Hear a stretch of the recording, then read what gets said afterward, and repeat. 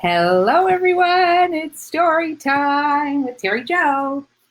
Here is one of my all-time favorite stories. You Are Special. It's by Max Lucado, illustrations by Sergio Martinez.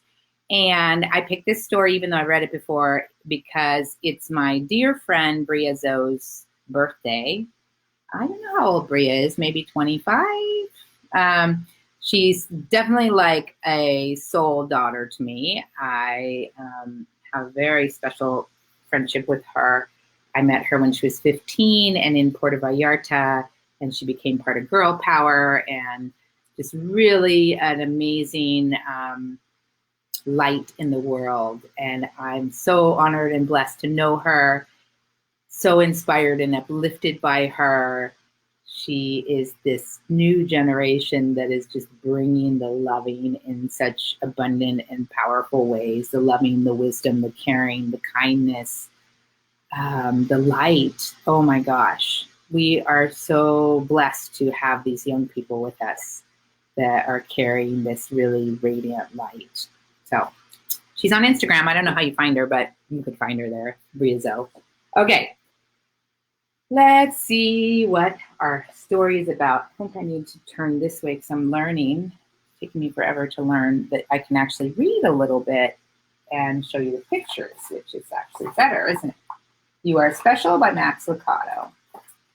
You'll see why this is such an awesome story. I love it. The Wemmicks were small wooden people. All of the wooden people were carved by a woodworker named Eli. His workshop sat on a hill overlooking their village. Each Wemmick was different. Some had big noses, others had large eyes. Some were tall, others were short. Some wore hats, others wore coats. But all were made by the same carver, and all lived in the same village.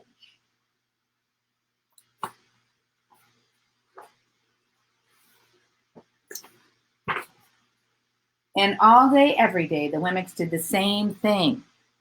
They gave each other stickers. Each Wemmick had a box of golden star stickers and a box of gray dot stickers. Up and down the streets all over the city, people spent their days sticking stars and dots on one another. The pretty ones, those with smooth wood and fine paint, always got stars. But if the wood was rough or the paint chipped, the Wemmicks gave dots. Oh, look at that close up.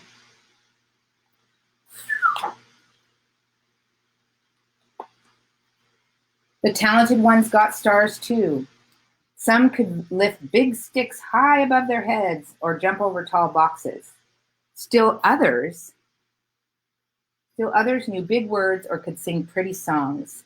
Everyone gave them stars. Hi, Joanne. Some Wemmicks had stars all over them. Every time they got a star, it made them feel so good. It made them want to do something else to get another star. Others, though, could do little, and they got dots. You see there. Punchinello was one of these. He tried to jump high like the others, but he always fell. And when he fell, the others would gather around him and give him dots. Sometimes when he fell, his wood got scratched, so the people would give him even more dots. Then when he would try to explain why he fell, he would say something silly and the Wemmicks would give him more dots. After a while, he had so many dots that he didn't want to go outside. He was afraid he would do something dumb, such as forget his hat or step in the water, and then people would give him another dot. In fact, he had so many gray dots that some people would come up and give him one for no reason at all. Poor Punchinello. Let me get that a little closer there. He deserves lots of dots, the wooden people would agree with one another. He's not a good wooden person. After a while, Punchinello believed them. I'm not a good Wemmick, he would say. The few times he went outside, he hung around other Wemmicks who had lots of dots. He felt better around them. Such a perfect story after talking about forgiveness in my Rise and Shine this morning. One day he met a Wemmick who was unlike any he had ever met. She had no dots or stars. She was just wooden. Her name was Lucia. It wasn't that people didn't try to give her stickers. It's just that the stickers didn't stick. You get this clue here, right? Some of the Wemmicks admired Lucia for having no dots, so they would run up and give her a star, but it would fall off. Others would look down on her for having no stars, so they would give her a dot, but it wouldn't stick either. There's Lucia, not Lucinda. That's the way I want to be, thought Punchinello. I don't want anyone's marks. So he asked the stickerless Wemmick how she did it. It's easy, Lucia replied. Every day I go see Eli. Eli? Yes, Eli, the wood carver. I sit in the workshop with him. Why? Why don't you go find out for yourself? Go up the hill, he's there. And with that, the Wemmick, who had no stickers, turned and skipped away. Oopsie.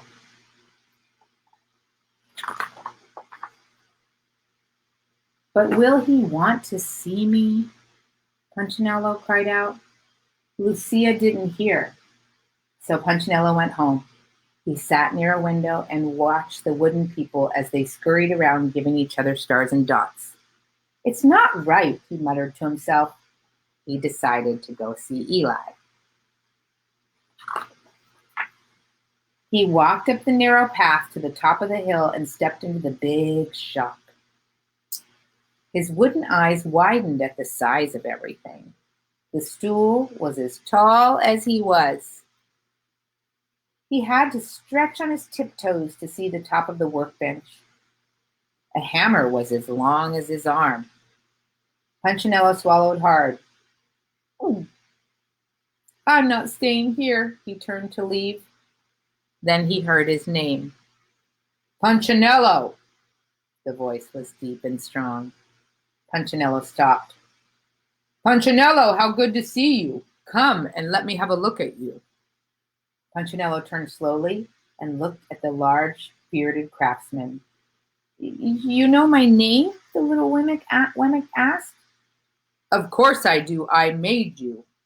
Let's see. There they are.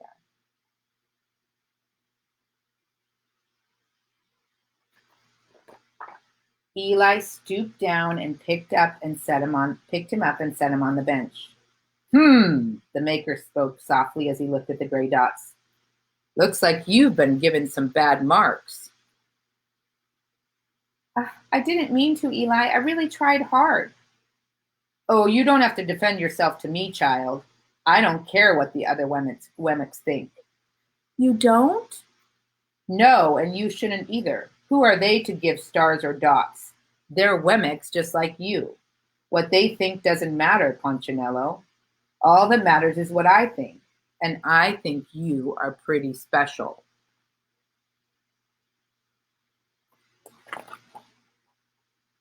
Punchinello laughed. Me? Special? Why? I can't walk fast.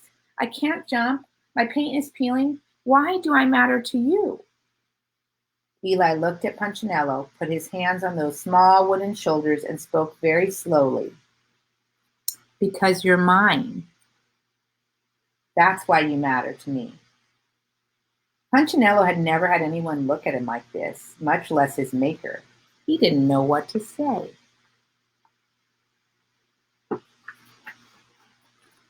Every day I've been hoping you'd come, Eli explained.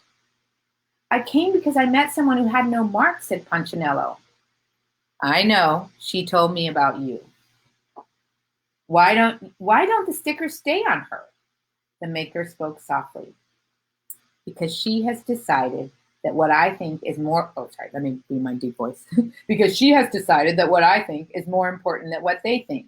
The stickers only stick if you let them. What? The stickers only stick if they matter to you.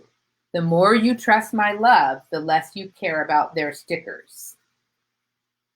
I'm not sure I understand. Eli smiled. You will. I'm going to cry. But it will take time. You've got a lot of marks. For now, just come to see me every day and let me remind you how much I care. Eli lifted Punchinello off the bench and set him on the ground. Remember, Eli said as the women walked out the door, you are special because I made you, and I don't make mistakes. Punchinello didn't stop, but in his heart he thought, I think he really means it. And when he did, a dot fell to the ground. That part always makes me cry. The end. Isn't that the sweetest story ever? Oh my gosh, it's so beautiful. I love it so much. Here's the cover page. Sorry, it fell off. I took it off. All right, so that's your story for today. Many blessings to you, and have a beautiful day. Bye.